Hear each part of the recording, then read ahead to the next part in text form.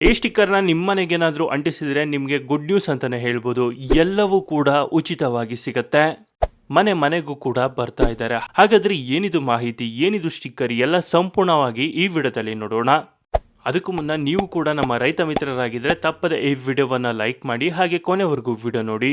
ಇಡೀ ಕರ್ನಾಟಕದಾದ್ಯಂತ ಎಲ್ಲ ಮನೆಗಳಿಗೆ ಮನೆ ಬಾಗಿಲುಗಳಿಗೆ ಸ್ಟಿಕ್ಕರ್ ಅಂಟಿಸ್ತಾ ಇದ್ದಾರೆ. ಈ ಸ್ಟಿಕ್ಕರ್ ಯಾಕೆ ಅಂಟಿಸ್ತಾ ಇದ್ದಾರೆ? ಈ ಸ್ಟಿಕ್ಕರ್ ಅಂಟಿಸಿಕೊಳ್ಳದಿದ್ರೆ ಏನಾಗುತ್ತೆ?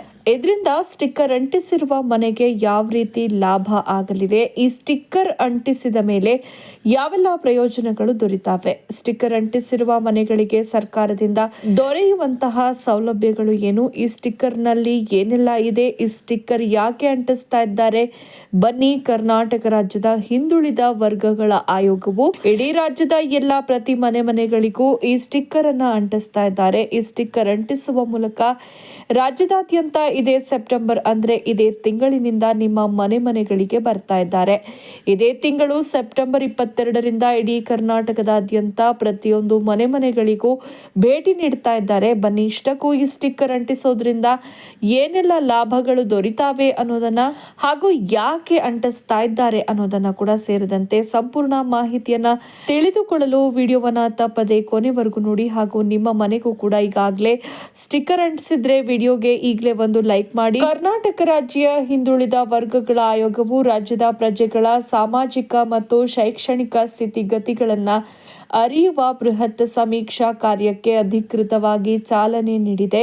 ಈ ಮಹತ್ವದ ಕಾರ್ಯಕ್ರಮದ ಮೊದಲ ಹಂತವಾದ ಮನೆಪಟ್ಟಿ ಪ್ರಕ್ರಿಯೆ ಭಾಗವಾಗಿ ಆಯೋಗದ ಸಿಬ್ಬಂದಿ ಶುಕ್ರವಾರ ಮುಖ್ಯಮಂತ್ರಿ ಸಿದ್ದರಾಮಯ್ಯ ಅವರ ಅಧಿಕೃತ ನಿವಾಸ ಕಚೇರಿಗೆ ಭೇಟಿ ನೀಡಿ ಸಮೀಕ್ಷೆಯ ಸ್ಟಿಕ್ಕರ್ ಅನ್ನು ಅಂಟಿಸುವ ಮೂಲಕ ಕಾರ್ಯಕ್ರಮಕ್ಕೆ ಸಾಂಕೇತಿಕವಾಗಿ ಚಾಲನೆ ನೀಡಿದರು.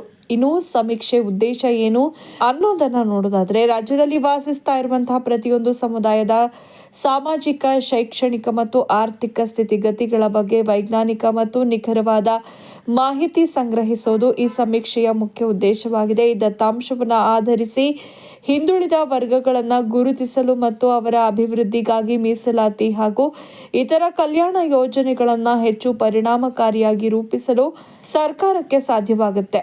1972ರಲ್ಲಿ ದೇವರಾಜ ಅರಸು ಅವರು LG ಹಾವನೂರು ಆಯೋಗವನ್ನು ರಚಿಸಿದ ನಂತರ ರಾಜ್ಯದಲ್ಲಿ ಹಿಂದುಳಿದ ವರ್ಗಗಳ ಕಲ್ಯಾಣಕ್ಕಾಗಿ ಹಲವಾರು ಆಯೋಗಗಳು ರಚನೆಯಾಗಿವೆ. ಹಿಂದುಳಿದ ವರ್ಗಗಳ ಆಯೋಗದ ಸಿಬ್ಬಂದಿ ಶುಕ್ರವಾರ ಮುಖ್ಯಮಂತ್ರಿ ಸಿದ್ದರಾಮಯ್ಯ ಅವರ ಅಧಿಕೃತ ನಿವಾಸ ಕಾವೇರಿಗೆ ಭೇಟಿ ನೀಡಿ ಸಮೀಕ್ಷೆಯ ಸ್ಟಿಕ್ಕರ್ ಅನ್ನು ಅಂಟಿಸಿ ಜಾತಿ ಗಣತಿಗೆ ಸಾಂಕೇತಿಕವಾಗಿ ಚಾಲನೆ ನೀಡಿದ್ದಾರೆ. ಸಮೀಕ್ಷೆ ಕಾರ್ಯ ನಿರ್ವಹಣೆಗೆ ಈ ಬೃಹತ್ ಸಮೀಕ್ಷೆ 2 ಪ್ರಮುಖ ಹಂತಗಳಲ್ಲಿ ನಡೆಯುತ್ತಾ ಇದೆ. ಮನೆಪಟ್ಟಿ ಮತ್ತು ಗಣತಿ ಕಾರ್ಯ. ಹಂತ 1 ಮನೆಪಟ್ಟಿ. ಇದು ಸಮೀಕ್ಷೆಯ ಪೂರ್ವ ಸಿದ್ಧತಾ ಹಂತವಾಗಿದ್ದು ಈ ಪ್ರಕ್ರಿಯೆ ನಡೆಯುತ್ತೆ. ಮನೆಗಳ ಗುರುತಿಸುವಿಕೆ. ಆಯೋಗದ ಸಿಬ್ಬಂದಿ ಪ್ರತಿ ಮನೆಗೆ ಭೇಟಿ ನೀಡುತ್ತಾರೆ. ಇದಕ್ಕಾಗಿ ಅವರು ಪ್ರತಿ ಮನೆಗೆ ಇರುವ ವಿದ್ಯುತ್ ಸಂಪರ್ಕದ RR ಸಂಖ್ಯೆಯನ್ನ ಆಧಾರವಾಗಿ ಬಳಸಿಕೊಳ್ತಾರೆ. ಇದು ಯಾವುದೇ ಮನೆ ಸಮೀಕ್ಷೆಯಿಂದ ವ್ಯಾಪ್ತಿಯಿಂದ ಬಿಟ್ಟು ಹೋಗದಂತೆ ಖಚಿತಪಡಿಸುತ್ತೆ. ಎರಡನೇದು ವಿಶಿಷ್ಟ ಗುರುತಿನ ಸಂಖ್ಯೆ ಜನರೇಟ್ ಮಾಡೋದು. ಪ್ರತಿ ಮನೆಗೆ ಭೇಟಿ ನೀಡಿದಾಗ ಸಿಬ್ಬಂದಿಯು ಆ ಮನೆಗೆ ಒಂದು ವಿಶಿಷ್ಟವಾದ ಮನೆ ಐಡಿಯನ್ನ ಜನರೇಟ್ ಮಾಡ್ತಾರೆ. ಈ ಐಡಿಯನ್ನ ಒಳಗೊಂಡ ಸ್ಟಿಕ್ಕರ್ ಅನ್ನ ಆ ಮನೆಯ ಬಾಗಿಲಿಗೆ ಅಂಟಿಸಲಾಗುತ್ತೆ. ಮುಖ್ಯಮಂತ್ರಿಗಳ ನಿವಾಸಕ್ಕೆ ಅಂಟಿಸಿದ್ದು ಇದೇ ಸ್ಟಿಕ್ಕರ್. ಇನ್ನು 3ನೇದು ಎನ್ಯುಮರೇಷನ್ ಬ್ಲಾಕ್ ರಚನೆ. ಹೀಗೆ ಜನರೇಟ್ ಮಾಡಿದ ಎಲ್ಲಾ ಮನೆ ಐಡಿಗಳನ್ನು ಒಟ್ಟುಗೂಡಿಸಿ ಆಯೋಗವು ಪ್ರತಿ ಪ್ರದೇಶವನ್ನ ನಿರ್ದಿಷ್ಟ ಗಣತಿ ಬ್ಲಾಕ್ಗಳನ್ನಾಗಿ ವಿಂಗಡಿಸುತ್ತೆ. ಸಾಮಾನ್ಯವಾಗಿ ಒಂದು ಎನ್ಯುಮರೇಷನ್ಗೆ ಬ್ಲಾಕ್ನಲ್ಲಿ 100ರಿಂದ 120 ಮನೆಗಳಿರುತ್ತೆ. ಈ ಬ್ಲಾಕ್ಗಳನ್ನು ರಚಿಸೋದ್ರಿಂದ ಗಣತಿ ಕಾರ್ಯವನ್ನ ವ್ಯವಸ್ಥಿತವಾಗಿ ನಡೆಸಲು ಸಾಧ್ಯವಾಗುತ್ತೆ. ಇನ್ನು ಹಂತ 2 ಗಣತಿ ಕಾರ್ಯ. ಮನೆಪಟ್ಟಿ ಪ್ರಕ್ರಿಯೆ ಪೂರ್ಣಗೊಂಡು ಎನ್ಯುಮರೇಷನ್ ಬ್ಲಾಕ್ಗಳು ಸಿದ್ಧವಾದ ನಂತರ ಸಮೀಕ್ಷೆಯ 2ನೇ ಮತ್ತು ಅತಿ ಮುಖ್ಯವಾದ ಹಂತ ಆರಂಭವಾಗುತ್ತೆ. ಗಣತಿದಾರರ ನೇಮಕ. ಪ್ರತಿ ಎನ್ಯುಮರೇಷನ್ ಬ್ಲಾಕ್ಗೆ ಒಬ್ಬರು ಗಣತಿದಾರರನ್ನ ನೇಮಿಸಲಾಗುತ್ತೆ. ಈ ಕಾರ್ಯಕ್ಕಾಗಿ ಸರ್ಕಾರವು ಹೆಚ್ಚಾಗಿ ಶಿಕ್ಷಕರನ್ನ ಬಳಸಿಕೊಳ್ಳುತ್ತೆ.